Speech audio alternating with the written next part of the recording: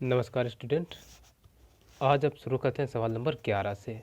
इसके पहले सवाल नंबर 10 तक बताए जा चुके हैं और यदि वो वीडियो नहीं देखे हैं तो लिंक डिस्क्रिप्शन में है, तो उस लिंक पर क्लिक करके वो वीडियो ज़रूर देख लेना। तो चलिए हल करते हैं सवाल नंबर 11। और हाँ, यदि अभी भी हमारे चैनल को सब्सक्राइब नहीं किया तो सब्सक्राइब ज़रूर कर लेना और बेल आइकन को भी प्रेस कर लेना। तो चलो हल करते हैं। देखिए, ये सवाल कह रहा है दी गई आकृति में दो त्रिभुज PEP तथा CPD हैं दिए गए हैं, तो सिद्ध कीजिए कि BP इंटू PD बराबर EP इंटू PC। ठीक, तो अब इसको सीधे हम क्या करते हैं, हल कर लेते हैं। विशेष खास कुछ नहीं है जो कि हमें दिया गया वगैरह हमें लिखना है, ठीक है ना। तो हम हल करते हैं। हल में देखो क्या करते हैं, हमें कौन कौन त्रिभुज दिए गए हैं, PEP यानी BEP। इसको हम पूरा, ये देखिए BEP यानी ये हो रहा है BEP और CPD दूसरा यानी CPD, ये इस तरीके से दिए गए हैं। तो यही दोनों त्रिभुज ले लेते हैं, ठीक है ना, BEP और CPD। तो इस तरीके से हम त्रिभुजों का चयन करेंगे जिससे कि ये त्रिभुज समरूप हो जाए। तो हम कौन कौन त्रिभुज लेंगे, देखो जिस रेस्पेक्ट में चल रहे हैं उसी रेस्पेक्ट में चलेंगे। जैसे बी से यानी ये कोने वाला है और 90 अंश की ओर चल रहे, तो लेंगे त्रिभुज BE, तब P पर है, ठीक। और इसमें कोने से चलेंगे C, फिर 90 अंश की ओर यानी D, और तब P तक आए, ठीक है ना। में चूंकि यही त्रिभुज दे रखे हैं तो वही त्रिभुज हम ले लेते हैं। अब देखो इसमें क्या करते हैं, ये कोण इसको 1 कह देते हैं और इसको कह देते हैं 2, ठीक। तो ये कोण 1 बराबर कोण 2 होगा कि नहीं होगा, कोण 1 बराबर कोण 2, कारण हो जाएगा शीर्षाभिमुख कोण। शीर्षाभिमुख कोण को हम शॉर्ट में लिख लेते हैं VOA, ठीक, VOA। अब एक दूसरा देखो BEP यानी ये कितने अंश का, 90 अंश का, कोण BEP बराबर दूसरा 90 अंश का कौन है, CDP, है ना, कोण CDP ये कितना है, 90 अंश। कारण में दे देंगे प्रत्येक 90 अंश, ठीक। अब दो कोण एक त्रिभुज के बराबर, तीसरा कोण ऑटोमेटिक बराबर होगा, तो हम लिख देते हैं, इसलिए AA समरूपता से, AA समरूपता से क्या हो जाएगा, त्रिभुज ये जो है जो हमने लिए थे BE, इसमें नहीं देखना, जो नाम लिखे थे वही देख लो, BEP समरूप हो जाएगा CDP के। ये समरूप हो गए। जब समरूप हो गए तब इनसे एक कंडीशन बनेगी, वो क्या होगी, ये हो जाएगा BE अपान यानी इसका B और इसका CD बराबर, फिर क्या होगा, दूसरी भुजा यानी EP, ठीक है, EP और इसकी भुजा ये DP आ जाएगा, DP बराबर, अब देखो पहला तीसरा यानी BP अपान इसका भी पहला के तीसरा CP, ठीक, ये हो जाएगा। अब एक बार गौर से देखिए सिद्ध करना में क्या लिखा है, BP इंटू PD, और BCD का कहीं नाम नहीं है तो इसको हम छोड़ देते हैं, तो ये क्या आ जाएगा, B, इसको लिख लेते हैं EP अपान DP, या क्या लिखा है, PD लिखा है, तो हम इसको PD का लिख लेते हैं, ठीक है ना, बराबर। अब देखो BP है तो BP ही लिखेंगे, ठीक, BP ऑलरेडी है ही, और ये क्या है PC, ठीक, हम CP लिखे हैं, इसमें PC लिखा है, तो इसको CP बदल के हम क्या कर लिख लें, सीधा करके PC ही लिख लें। अब इसका इधर गुणा और इसका इधर, तो देखो इसका इधर कराएंगे तो ये क्या हो जाएगा, EP इंटू PC बराबर इधर से BP इंटू PD, ये हो गया। चाहो तो भाई सीधा करके ऐसा लिख दो, BP इंटू PD बराबर AP इंटू PC। तो ये था और ये हमें प्रूव करना था, जो कि प्रूव हो गया। तो हम लिख देंगे प्रूव्ड। ठीक, तो अब देखेंगे अगला सवाल। अब अगला सवाल देखते हैं। अगला सवाल कह रहा है त्रिभुज ABC की भुजाओं AB तथा AC पर क्रमशः बिंदु P तथा Q है ना, यहाँ पर बिंदु P है, बिंदु P तथा Q है। यदि AP बराबर 3 सेंटीमीटर, PB बराबर 6 सेंटीमीटर, AQ बराबर 5 सेंटीमीटर तथा QC बराबर 10 सेंटीमीटर, तो सिद्ध कीजिए कि BC बराबर 3PQ। तो पहली बात, इसमें चित्र नहीं दिया गया तो चित्र बना लेंगे। तो ABC त्रिभुज का है ना, तो हम लिख लेंगे ये एक त्रिभुज हमारा हो गया ABC। ठीक, नाम दे देंगे ABC। ठीक, अब कहा है देखो AB तथा AC पर क्रमशः बिंदु P तथा Q है, यानी AB पर कोई एक बिंदु हम मान लेते हैं ये P। ठीक, इस पर हम मान लेते हैं यहाँ पर एक बिंदु ये P है और AC पर है एक Q। ठीक, फिर उनकी मापें दे रखी हैं। तो कह रहा है तो सिद्ध कीजिए कि BC बराबर 3PQ। इसका अर्थ ये हुआ कि इसको इससे मिलाया भी गया होगा। ठीक, अब अगर ये जो मापें हैं इनको यहीं पर लिखना चाहें तो हम लिख लेते हैं। तो देखिए इसमें जितना दिया गया है वो हमने लिख लिया और ये नंबर जो थे मापें उनको भी शो कर दिया। चित्र बन गया। अब बचा हल करने को, तो हल करते हैं। देखो सबसे पहले हम क्या करें, पता करते हैं ये भुजा इसके समांतर है कि नहीं। समांतर ज्ञात करने के लिए AP और BB का अनुपात और इनका अनुपात निकाल लेते हैं। यदि ये बराबर होगा तो भुजाएं समांतर होंगी। तो हम यहाँ से क्या निकालते हैं, AP अपान PB बराबर, देखो तो AP का माप क्या दे रखा है 3 और PB का 6। तो 3 एकम 3, 3 दूना 6, यानी ये आ गया 1/2। इक्वेशन इसी को दे दिया फर्स्ट। अब एक Q, इस भुजा का अनुपात भी निकाल लेते हैं। तो ये होगा AQ अपान QC बराबर, AQ का मान कितना 5, QC का 10। 5 एकम 5, 5 दूना 10, ये भी 1/2 आ गया और इसको इक्वेशन 2 दे दिया। ठीक, इधर हम तथा लिख देते हैं। अब देखो अब क्या कहते हैं, समीकरण 1 व 2 से इस तरीके से हम देखेंगे। 1 और 2 किसके 1/2 के बराबर, तो आपस में ये दोनों बराबर होंगे। तो हम इसको लिख देते हैं AP अपान PB बराबर, ये होगा AQ अपान QC। ठीक है ना, ये बराबर आ गया। तो अब देखो थेल्स प्रमेय का विलोम क्या कहता है, यदि कोई एक रेखा त्रिभुज की अन्य दो भुजाओं को समान अनुपात में बांटे तो वो रेखा तीसरी भुजा के समांतर होती है। तो ये क्या हो जाएगी, ये समांतर हो जाएंगे। तो हम यही सिंपल सा लिख देते हैं, थेल्स प्रमेय के विलोम से,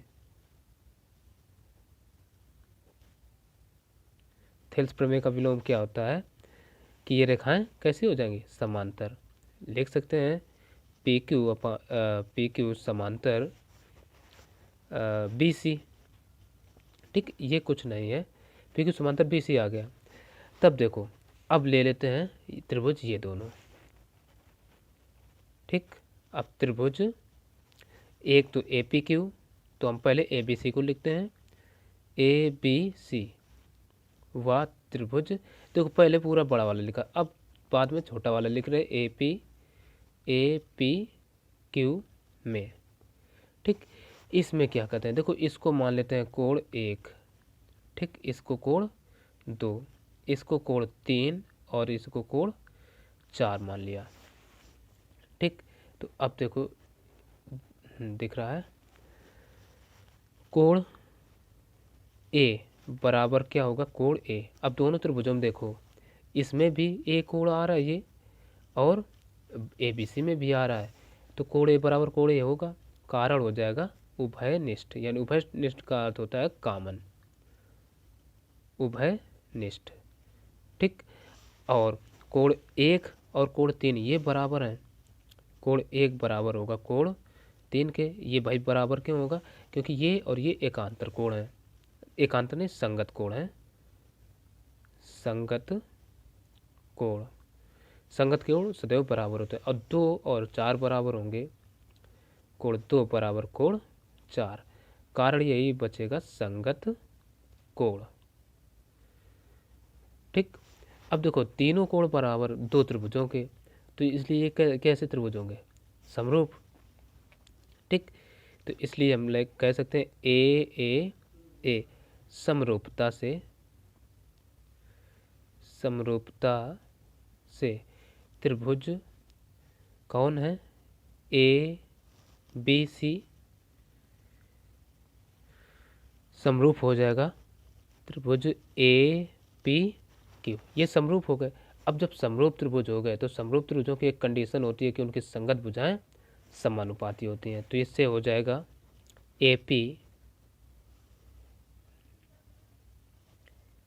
ए बी, यानी पहला दूसरा और इसका भी पहला दूसरा, बटे ए पी बराबर अब दूसरा तीसरा बी सी और इसका भी दूसरा तीसरा यानी पी क्यू बराबर। अब देखो पहला तीसरा यानी ए सी और इसका ए क्यू। ठीक, ये हो गया। अब हमें करना क्या है?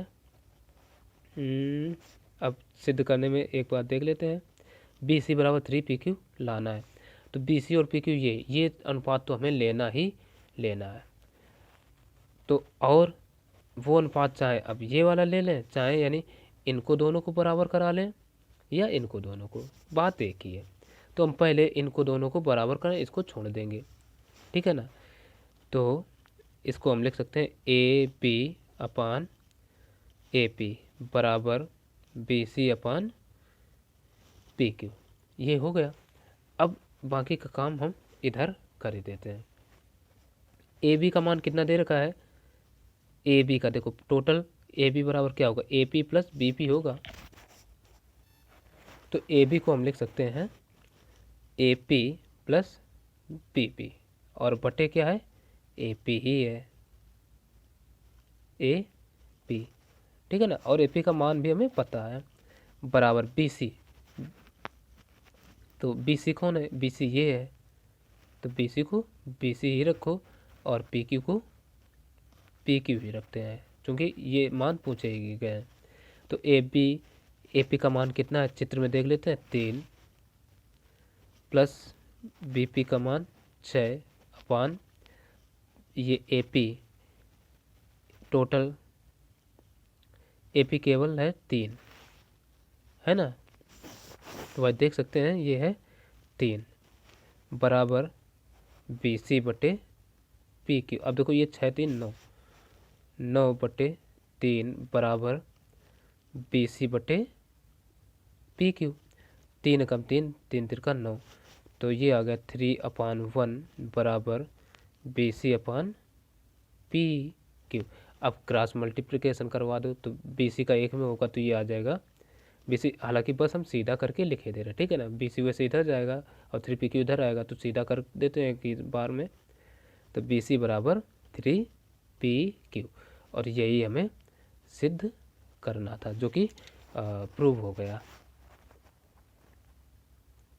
ठीक, प्रूव्ड। अब देखते हैं अगला सवाल। देखिए ये काफ़ी बड़ा सवाल है, अगर इसका दिया है लिखेंगे तो काफ़ी समय लगेगा, और चाहें तो आप लोग लिख सकते हैं, लेकिन जिस प्रकार से दिया है उसी के अनुसार पहले चित्र बनाएंगे। क्या कह रहा है? ए बी सी डी एक समांतर चतुर्भुज है, तो हम क्या कहते हैं? ए बी सी डी एक समांतर चतुर्भुज।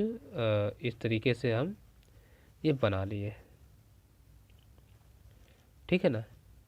ए बी सी डी एक समांतर चतुर्भुज बना लिया। नाम दे देते हैं इसको ए, इसको बी, इसको सी और इसको डी। ठीक। अब देखो फिर कहा है तथा ए पी क्यू एक सरल रेखा है। ठीक, ए पी क्यू एक सरल रेखा जो बढ़ाने पर बी सी से बिंदु पी पर मिलती है। तो ए ये हुआ, इस तरीके से कोई रेखा मान लो ये ऐसे बढ़कर गई, ठीक, बी सी से ये पी पर मिलती है तो ये बिंदु पी हो गया, तथा डी सी, डी सी कौन बुझा, ये डी सी से बिंदु क्यू पर मिलती है, यानी इसको भी बढ़ाया गया होगा तब ये क्यू बिंदु मिला होगा, पर मिलती है। सिद्ध कीजिए कि बी पी व क्यू डी क्यू से बना आयत ए बी व ए डी से बने आयत के बराबर होता है। ठीक, ये हमें सिद्ध करना है। तो देखो चित्र बन गया बड़ी आसानी से। अब जो हमें हेडिंग डाल देते हैं, हालांकि दिया है और सिद्ध करना है, सिद्ध करना है। अब देखो यहाँ पर जो दिया है वो जो इसमें दे रखा है भाषा लैंग्वेज वही हमें लिख देना, अलग से कुछ नहीं करना। और सिद्ध करना है हमें क्या कहा है, बी पी व डी क्यू से बना आयत ए बी व ए डी से बने आयत के बराबर होता है। तो ये मेन समझने वाली बात है। अब यहाँ बी पी व डी क्यू से बना आयत, आयत इससे कहीं नहीं बन पाएगा। ठीक, तो मेन कॉन्सेप्ट इसका क्या है कि चूंकि आयत का क्षेत्रफल क्या होता है, लंबाई गुणा चौड़ाई। तो एक ये लंबाई ये चौड़ाई मान लें और इसकी ये लंबाई ये चौड़ाई, तो ये गुणा ये बराबर ये गुणा ये चीज़ हमें सिद्ध करना है। तो इसलिए लिख सकते हैं B P into D Q बराबर A B into A D. ठीक, ये चीज़ हमें सिद्ध करना है, क्योंकि आयत का क्षेत्रफल क्या होता है, लंबाई गुणा चौड़ाई, लंबाई गुणा चौड़ाई। ठीक, तो अब देखो उपपत्ति में या हल में हम क्या करेंगे वो चीज़ देखते हैं। हल में देखिए हम क्या करें, त्रिभुज कौन कौन से लें, एक तो त्रिभुज ये ले लेते हैं, इसका नाम क्या है ए बी पी, ठीक है ना, ए बी पी ये ले रहे हैं। और दूसरा अब देखो कोने से चले तो ये क्यू डी ए आ जाएगा।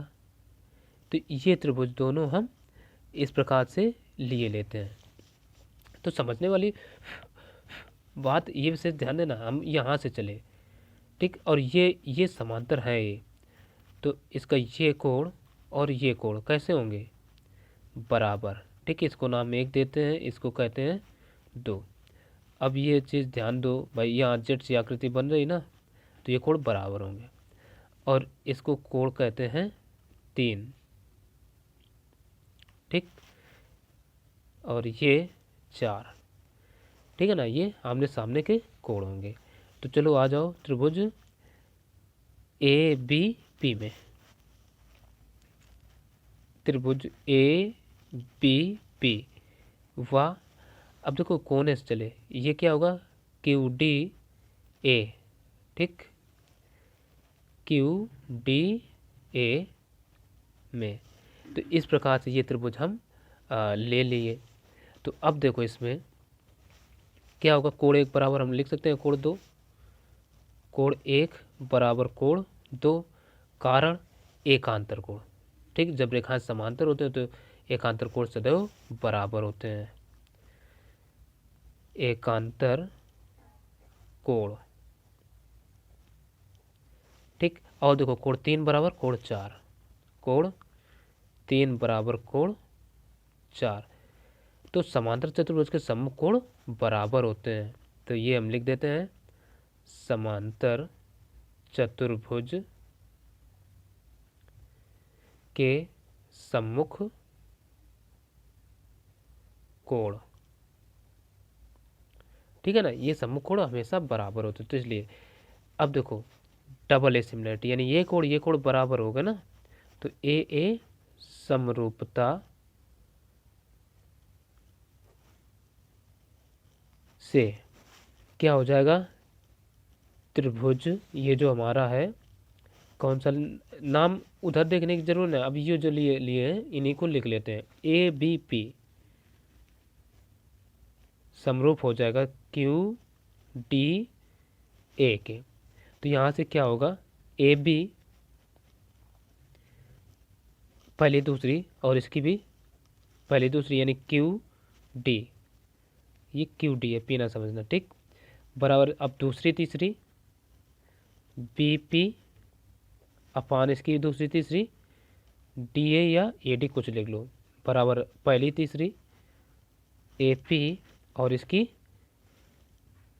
ए क्यू। इस तरीके से हमने लिख लिया। अब देखो सिद्ध का क्या करना था, ये करना था B P into D Q, तो इसका तो कोई प्रयोग नहीं है, तो ये दोनों ही हम ले लेते हैं। तो इसको क्या करते हैं, पहले ए डी का इधर गुणा, तो ये आ जाएगा A B into A D बराबर इसका क्यू डी का इधर गुणा, तो ये B P into Q D, ठीक है ना, या डी क्यू कुछ लिख लो, चलो हम डी क्यू कर देते हैं, लिख दिया। अब सीधा कर दो भाई, क्योंकि जैसा सिद्ध करने में लिखा है। तो ये वाला भाग पहले है, तो हम लिख देते हैं B P into D Q बराबर A B into A D, और यही हमें प्रूव करना था, तो जो कि प्रूव हो गया।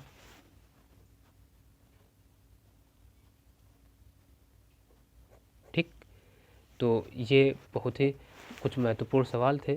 तो अब बाकी के सवाल लेकर अगले वीडियो में मिलेंगे, तो चैनल को सब्सक्राइब ज़रूर कर लेना।